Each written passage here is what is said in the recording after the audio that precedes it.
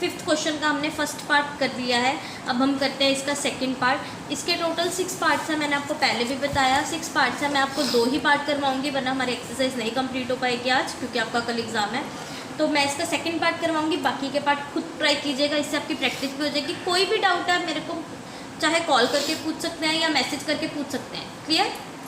So fifth question का second part है हमारा 180। अब इसके साथ भी हमें क्या करना है, इसको परफेक्ट स्क्वायर बनाने के लिए कोई नंबर इसमें मल्टीप्लाई करवाना है। क्लियर? तो उससे पहले हम क्या करेंगे, 180 के हम प्राइम फैक्टर्स बनाएंगे।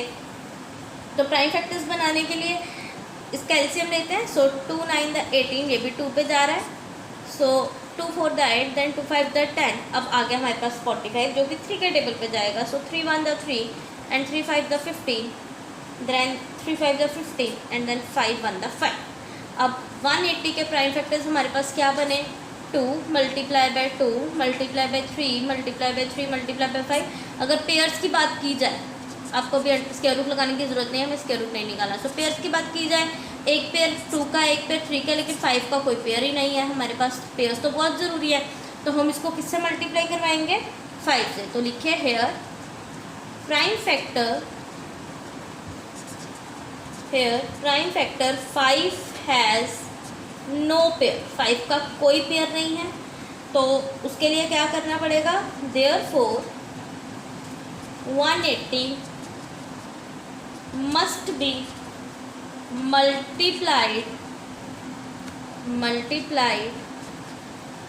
Bye 5 to make it perfect square. तो उसको परफेक्ट स्क्वायर बनाने के लिए हमें 5 को मल्टीप्लाई करवाना पड़ेगा 180 से।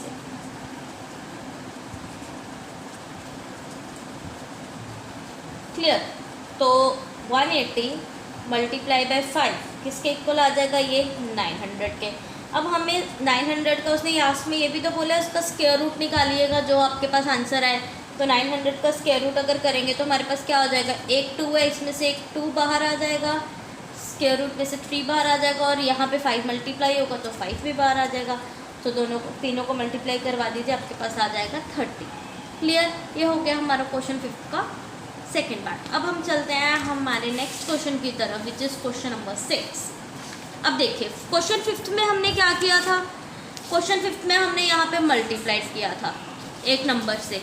अब क्वेश्चन 6 में क्या करना है, ध्यान से सुनिए। For each of the following number find the smallest whole number by which it should be divided. यहाँ पे हमें क्या करना है, डिवाइड करना है to get a perfect square. Perfect square लाने के लिए हमें डिवाइड करना पड़ेगा। Also find the square root of the square number so obtain. जो नंबर आया उसका स्क्वायर रूट निकालना है, वो तो आप लोग निकाल लोगे इजीली। तो इसका भी फर्स्ट पार्ट है हमारे पास 252। तो करते हैं हम, 252 लेते हैं, सेम उसका भी प्राइम फैक्टर निकालना है हमें। 252 का प्राइम फैक्टर निकालेंगे तो आपके पास क्या आएगा, 126 आ जाएगा। 2 1 2 2 2 4 2 6 12, देन 2 6 12 एंड 2 3 6, देन ये 3 के टेबल पे जाएगा। 3 2 6, 3 1 3, then 3 7 then 21 and 7 1 7। Clear?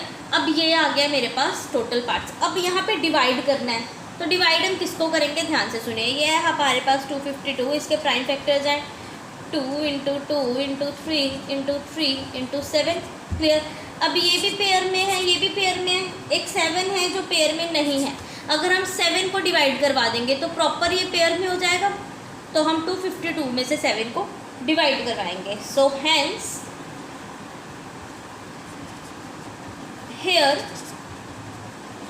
Prime factor 7 has no pair. Prime factor 7 का कोई भी पेयर नहीं है। Therefore 252 must be divided by 7 to make it a perfect square. Clear? तो 252 को जब आप 7 से डिवाइड करेंगे, आप डिवाइड कर लीजिएगा प्रॉपरली, तो आपके पास आ जाएगा 36। क्लियर? और उसने ये भी तो बोला है कि जो भी आपके पास नंबर आया उसका स्क्वायर रूट कीजिए। तो हम 36 का करेंगे स्क्वायर रूट। 36 का स्क्वायर रूट करेंगे तो हमारे पास क्या आ जाएगा, 2 multiply by 2 multiply by 3 multiply by 3, यही आएंगे हमारे पास प्राइम फैक्टर्स। तो इसमें से पेयर में से एक 2 बाहर और इसमें से 3 बाहर, सो 3 2 ज़ा 6। तो ये आ गया 36 का आपके पास स्क्वायर। क्लियर। तो बाकी के इसके पार्ट्स आप खुद ट्राई कीजिएगा 6th क्वेश्चन के भी, अगर नहीं समझ में आया आप पूछ लीजिएगा, मैं आपको समझा दूंगी। आपको कोई भी प्रॉब्लम है यू कैन आस्क। अब हम चलते हैं हमारे next question which is question number 7।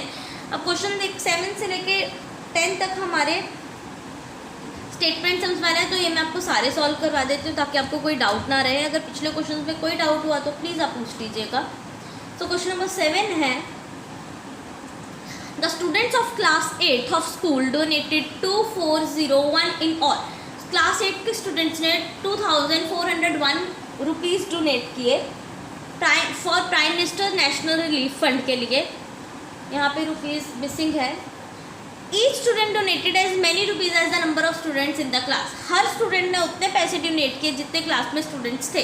So find the number of the students. तो हमें बेसिकली निकालना क्या है, नंबर ऑफ स्टूडेंट्स। तो सबसे पहले स्टार्ट करते हैं। हेयर डोनेटेड मनी क्या है हमारे पास, donated money is equal to 2401 rupees. Clear. And let कर लीजिए that the number of students are, let the number of students be X. Number of students हमारे पास एक्स है, तो डोनेटेड मनी क्या हो जाएगी, therefore donated money x multiply by x हो जाएंगे, बिकॉज जितने नंबर ऑफ स्टूडेंट्स उतने ही उन्होंने डोनेट मनी करी है। तो अकॉर्डिंग टू क्वेश्चन हमारे पास क्या स्टेटमेंट बनेगी, x मल्टीप्लाई बाय x किसके इक्वल है, 2401 के इक्वल। So x multiply by x मतलब x square is equal to 2401। 2x है तो x स्क्वायर आ जाएगा। अब स्क्वायर उधर जाके क्या हो जाएगा हमारा, अंडर रूट हो जाएगा, मतलब स्क्वायर रूट हो जाएगा। जब स्क्वायर यहाँ पे हो तो वो दूसरी साइड जाके क्या हो जाता है, स्क्वायर रूट हो जाता है। याद रखिएगा, बहुत ज़रूरी स्टेप है ये। अब 2401 का हमें लेना पड़ेगा, प्राइम फैक्टर्स निकालने पड़ेंगे उसके।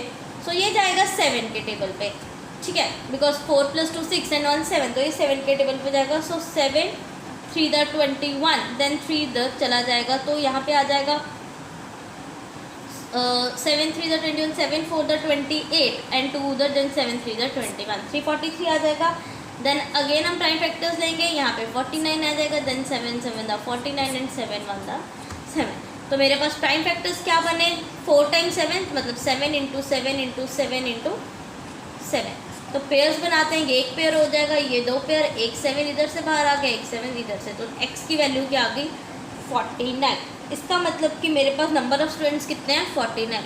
तो hence number of students is 49। So this is the question number 7 of exercise 6.3। Next चलते हैं हमारे क्वेश्चन नंबर 8 की तरफ। Question number 8 is 2025 plants are to be planted in a garden in such a way that each row contains as many plants as the number of rows. Then find the number of rows of the plants in each row. Total 2025 plants एक garden में plant किया और जितने number of रोज है उतने number of plants है हर रो में। तो हमें नंबर ऑफ प्लांट्स निकालना है हर रो में कितने हैं, और नंबर ऑफ रोज भी निकालना है, मतलब बेसिकली हमें सब कुछ ही निकालना है। तो स्टार्ट करते हैं। इसमें भी यही है, टोटल नंबर ऑफ प्लांट्स कितने है, हेयर नंबर ऑफ प्लांट्स कितने हैं टोटल हमारे पास 2025। Clear. So let the number of rows of planted plants be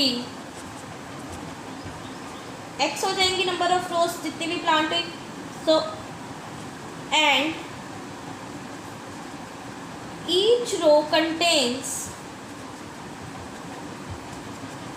number of plants is equal to x, और हर row x number of rows plant कर रही है। सो अकॉर्डिंग टू क्वेश्चन इसमें भी यही हो जाएगा, x × x किसके इक्वल आ जाएगा, हमारे total number of plants that is 2025, मतलब x² इज इक्वल टू 2025 मतलब स्क्वायर उधर जाके क्या हो जाएगा, स्क्वायर रूट बन जाएगा 2025 का। तो हमें फिर बेस वही करना पड़ेगा, 2025 के प्राइम फैक्टर्स बनाने पड़ेंगे। तो अब ये 3 के टेबल पे जाएंगे, बिकॉज 5 6 7 8 9 तो 9 आया टोटल इन सबका प्लस करके। तो ये हमारे पास आ जाएगा यहाँ पे 675।